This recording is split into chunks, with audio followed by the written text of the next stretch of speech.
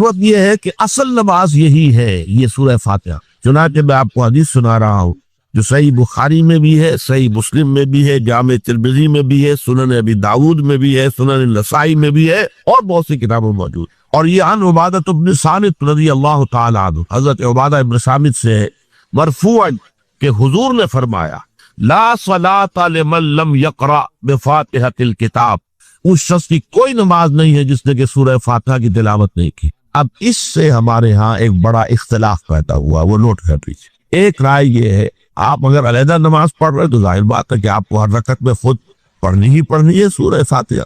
جب باجماعت پڑھ رہے ہیں، اب کیا شاید امام پڑھ رہا ہے سورہ فاتحہ تو کیا مقتدی کو بھی پڑھنی چاہیے؟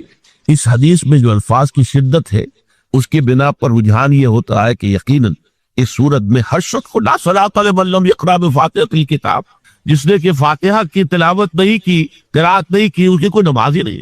تو یہ موقف ہے امام شافعی کا، یہی مسلک ہے ہمارے اہل حدیث بھائیوں کا کہ آپ چاہے اکیلے نماز پڑھ رہے ہو، چاہے امام کے پیچھے پڑھ رہے ہو، اور چاہے امام جو ہے وہ جہری رکعت پڑھا رہا ہے اور چاہے سری رکعت پڑھا رہا ہے۔ خاموشی والی رکعت سورہ، آپ کو معلوم ہے کہ نماز جو زور اور عصر کی ہے تو چاروں رکعتیں جو ہے وہ سری ہے، مغرب کے اندر آ کر دو جہری ہیں ایک سری ہے، عشاء میں آ کر دو جہری ہیں دو سری ہیں، سورہ اور نماز فجر کے اندر دونوں جو ہیں وہ جہری ہے۔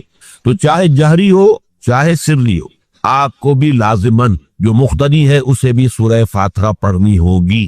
اب اس کے لیے انہوں نے یہ طریقہ جو ہے تلقین کیا ہے کہ امام تیزی سے نہ پڑھے، رک رک کر پڑھ الحمدللہ رب العالمین، اس کے بعد اتنا وقفہ دے دے کہ جو مقتدی ہے وہ بھی کہہ لے اپنے دل میں یا پڑھ لے الحمدللہ رب العالمین الرحمن الرحیم۔ یہ رک رک کر پڑھنا، خاص طور پر اگر آپ کو موقع ہوا ہو کسی اہل حدیث امام کی امامت میں نماز ادا کرنے کا، تو آپ دیکھیں گے کہ بڑا فرق ہے۔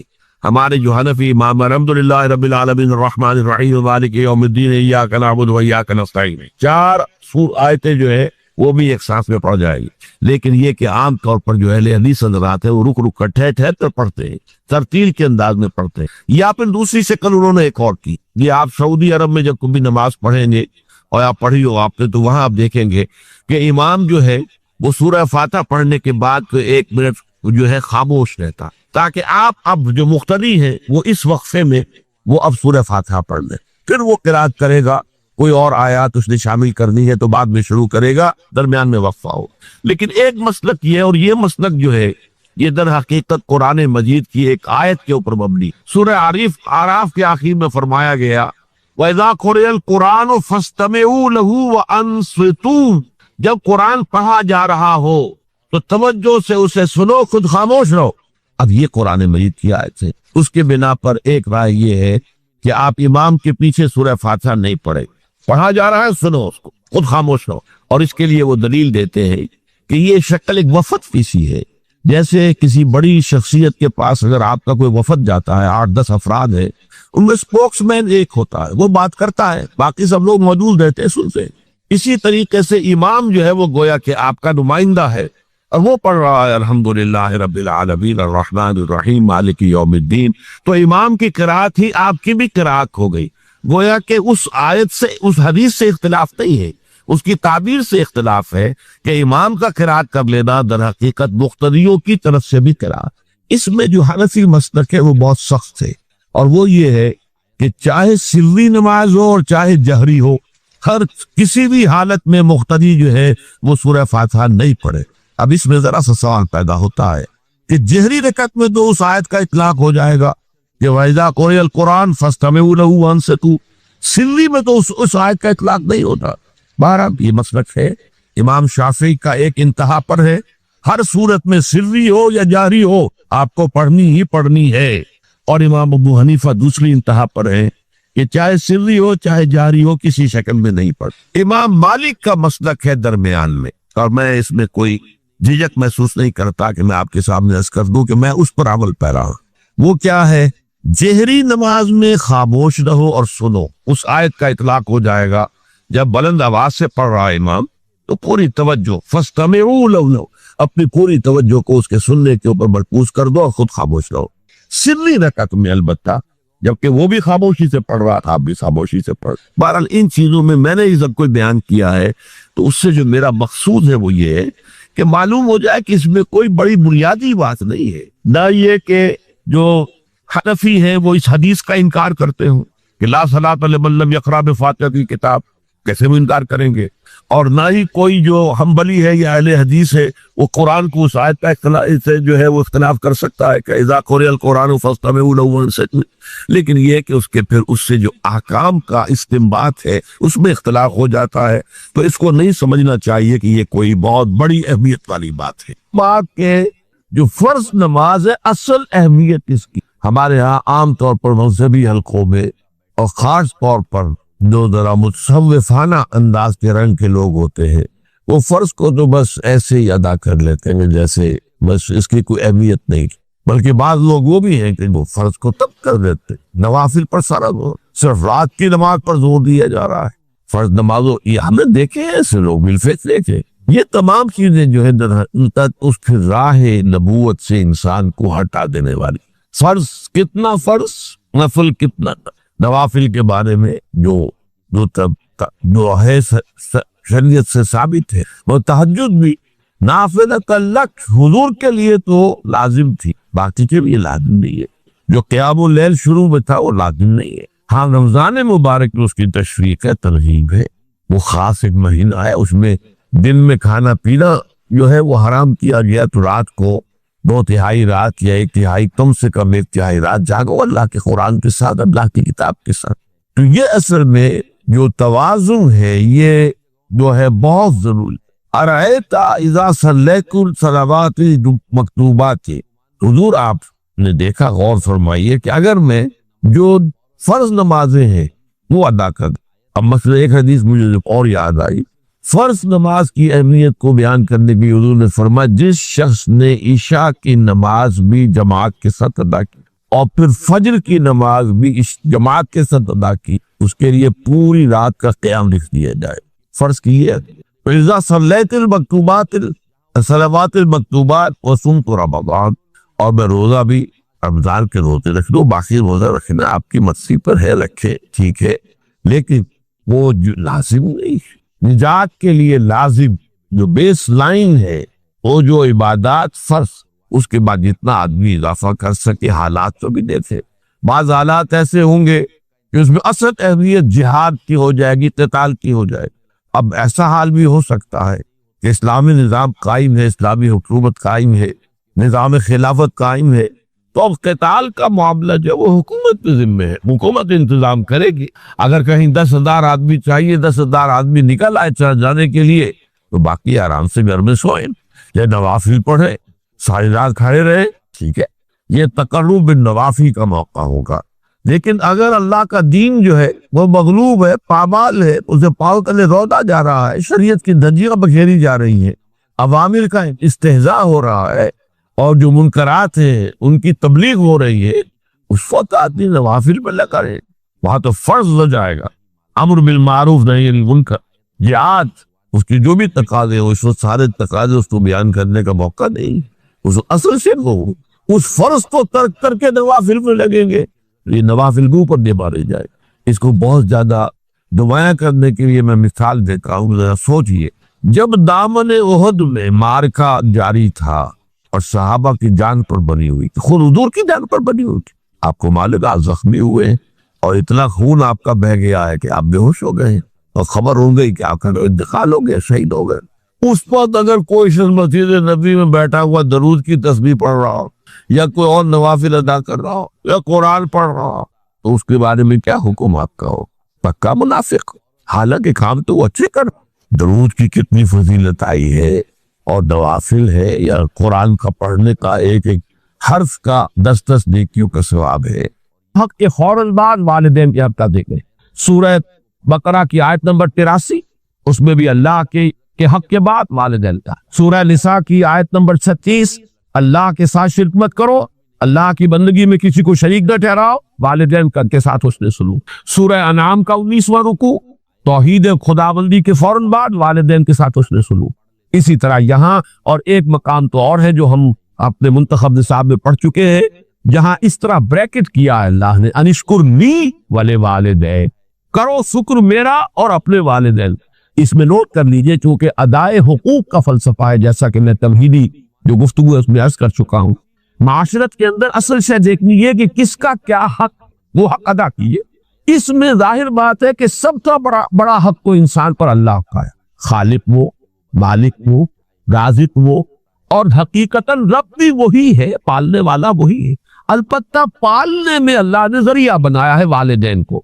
انسان وجود میں آتا ہے والدین کے ذریعے. یہ جو بھی نعمت وجود عطا ہوئی ہے اس میں بھی ذریعہ واسطہ والدین بن.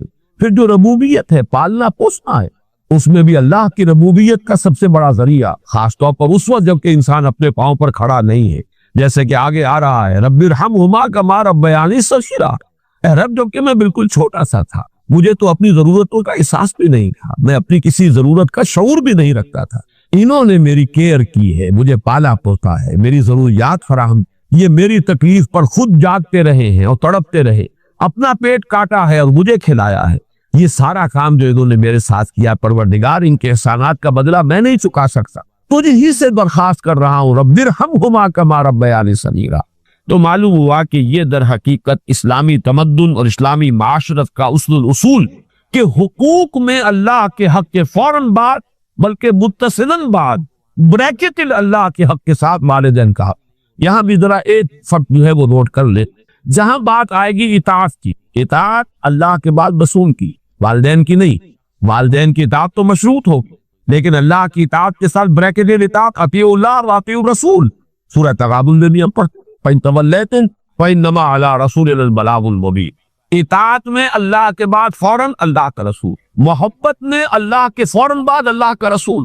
قُلْ إِنْ كَانَ آبَاؤُكُمْ وَأَبْنَاؤُكُمْ وَإِخْوَانُكُمْ وَأَزْوَاجُكُمْ وَعَشِيرَتُكُمْ وَأَمْوَالٌ اقْتَرَفْتُمُوهَا وَتِجَارَةٌ تَخْشَوْنَ كَسَادَهَا وَمَسَاكِنُ تَرْضَوْنَهَا أَحَبَّ إِلَيْكُم مِّنَ اللَّهِ وَرَسُولِهِ وَجِهَادٍ فِي سَبِيلِهِ. تو گویا کہ اطاعت میں بھی اللہ کے فوراً بعد اللہ کا رسول صلی اللہ علیہ وسلم، محبت میں بھی اللہ کے فوراً بعد اللہ کا رسول صلی اللہ علیہ وسلم. لیکن ادائے حقوق، شکر، اس میں اللہ کے فوراً بعد والدین. معلوم ہوا کہ ہر چیز کا اپنا ایک تقاضا ہے، ہر مضمون میں اپنی ایک ترتیب علیحدہ ہو جائے گی. جہاں بات ارکان اسلام کی ہوگی، ارکان اسلام میں کلمہ شہادت کے فوراً بعد نماز کا ذکر آئے گا. لیکن جہاں حقیقت ایمان کا تذکرہ ہوگا، ایمان کے فوراً بعد جہاد کا ذکر آئے گا. ہر شے میں اپنے مضمون کے اعتبار سے ترتیب ہے وہ بدل جائے گی. تو یہاں نوٹ کیجئے وَقَضَىٰ رَبُّكَ أَلَّا تَعْبُدُوا إِلَّا إِيَّاهُ وَبِالْوَالِدَيْنِ إِحْسَانًا. اب یہاں خاص طور پر جو نوٹ کرنے کی بات ہے وہ یہ ہے کہ در حقیقت یہ بھی معاشرتی استحکام اور خاص طور پر خاندان کے ادارے کے استحکام کے لیے بہت بنیادی ہدایت ہے. میں عرض کر چکا ہوں جب سورہ تحریم کے تمہیدی مضامین ہم بیان ہو رہے تھے، ان پر غور کر رہے تھے کہ خاندان کے ادارے کا استحکام، ایک تو مرد کی سربراہی، الرجال قوامون علی النساء، یہ ایک مثبت حکم ہے، مثبت ہدایت ہے. اس لیے کہ اگر برابر کے دو سربراہ ہو جائیں گے تو وہاں فساد ہوگا، بدنظمی. مرد کی قوامیت، اس کی سربراہی، اس کی حاکمیت. نمبر دو، والدین کے ساتھ حسن سلوک. یہ جو تصور آج کی دنیا میں ہو چکا ہے، جو خاندانی نظام کی چولیں ڈھیلی ہوئی، اس کا اصل سبب یہ کہ والدین بھی اولاد کو اپنی لائبلٹی سمجھتے ہیں، اور پھر اولاد بھی والدین کو اپنی لائبلٹی سمجھتے، ایسٹس نہیں سمجھتے، بلکہ یہ کہ ایک طرح کا بوجھ. خاص طور پر والدین بوڑھے ہو گئے، اب ان کی دیکھ بھال ہے، ان کی ضرورتیں پوری کرنی ہے، ان کے لیے ادب نہیں ہے، ان سے محبت نہیں رہی مغربی معاشرے کے اندر. اس کے خاندان کے نظام اس طرح اس کی چولیں جو ہے ڈھیلی ہو چکی. اولڈ ہاؤسز بنا دیجئے، اب وہاں پر ان کو ڈال دیجئے. اب ہمارے معمولات میں خامخواہ خلل پڑتا ہے، ہماری پرائیویسی میں خامخواہ یہ دخیل ہوتے ہیں.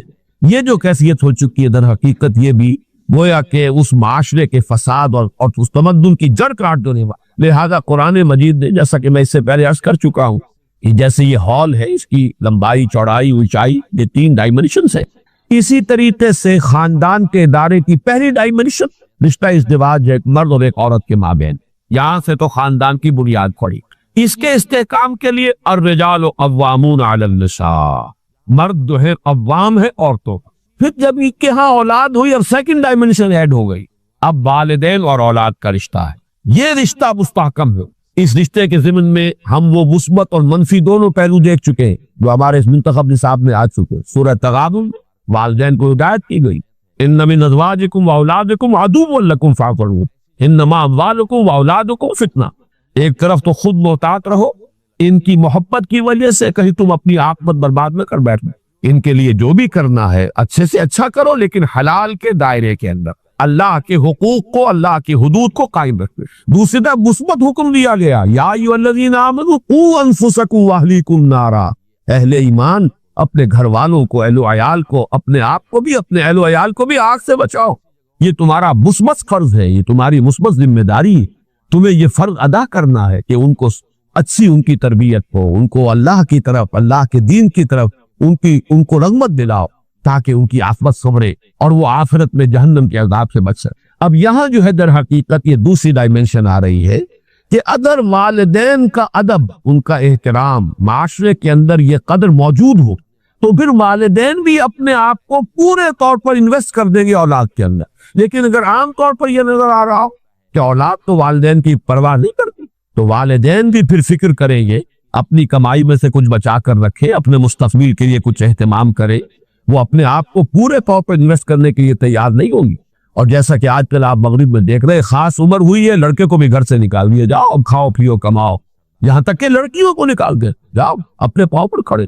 اس لیے کہ اب ہمیں جو کچھ کمانا ہے وہ اپنے مستقبل کے لیے، اپنے بڑھاپے کے لیے، اپنا بڑھاپا انشور کرنا ہے، ہمیں اس کے لیے آسائشوں کا اہتمام کرنا ہے۔ ہم تمہیں اب اپنی لائبلٹی نہیں سمجھ سکتے۔ اللہ کا فضل و کرم ہے کہ ہمارے مشرقی معاشرے میں ابھی تک وہ اقدار موجود ہے کہ والدین بھی اپنے آپ کو بالکل لیا انویسٹ کرتے ہیں اولاد میں، اعتماد کرتے ہیں۔ اس لیے کہ اولاد بھی بالعموم یہ شکل ابھی ہمارے معاشرے میں موجود ہے کہ بڑھاپے میں والدین کے وہ کا سہارا بنتے ہیں، ان کے لیے، ان کی خدمت کرنے کے لیے اپنی امکانی حد تک قبر بستہ رہتے ہیں۔ تو یہ بھی در حقیقت باہمی اعتماد، خاندانی کے ادارے کے استحکام کا ایک بہت بڑا ذریعہ، وہ بات ہے جو یہاں تفصیل سے آ رہی ہے۔ وَقَضَىٰ رَبُّكَ أَلَّا تَعْبُدُوا إِلَّا إِيَّاهُ وَبِالْوَالِدَيْنِ إِحْسَانًا، والدین کے ساتھ حسن سلوک۔ اور اس مقام پر، اس مضمون پر، یہ مقام ذروۂ سلام ہے قرآن مجید۔ جتنی تاکید یہاں آئی ہے اور جتنے اسلوب کے ساتھ اس کو بیان کیا گیا ہے یہاں، واقعہ یہ ہے کہ یہ ذروۂ سلام چوٹی ہے قرآن مجید کی اس موضوع۔ اِمَّا يَبْلُغَنَّ عِندَكَ الْكِبَرَ أَحَدُهُمَا أَوْ كِلَاهُمَا، اگر پہنچ ہی جائیں تمہارے پاس کبر، بڑی عمر کو، بڑھاپے کو، أَحَدُهُمَا ان دونوں میں سے کوئی ایک، أَوْ كِلَاهُمَا یا وہ دونوں، فَلَا تَقُل لَهُمَا اُف، تو انہیں اف تک مت کہو۔ یہ اف کیا شے ہے؟ اف عربی زبان میں کہتے ہیں قابل نفرت شے ہے، جس سے گھن آتی، جیسے کہیں کوئی غلاظت ہے یا کہیں پر کوئی یہ ناخن تراشے گئے ہیں وہ کہیں پڑے ہوئے، ان سے جن سے انسان کو کچھ گھن سی آتی ہے۔ یہ ہے لفظ، اس کا مادہ جو ہے حمزہ اور فا، اس کا مادہ یہ ہے۔ تو اف کہنا جو ہے در حقیقت کچھ نفرت کا، استحقار کا انداز۔ فلا تقل لہما اف، تو انہیں اف تک مت کہو۔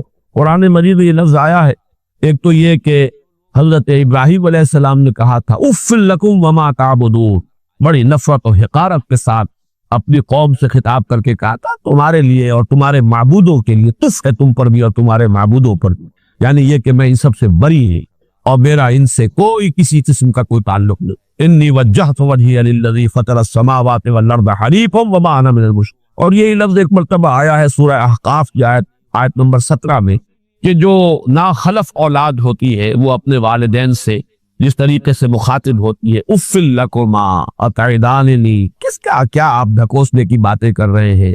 کیا مجھے بتا رہے ہیں کہ میں جب مر جاؤں گا اور مٹی ہو کر مٹی میں مل جاؤں گا پھر مجھے اٹھا لیا جائے گا؟ تو وہاں بھی لفظ اف آیا۔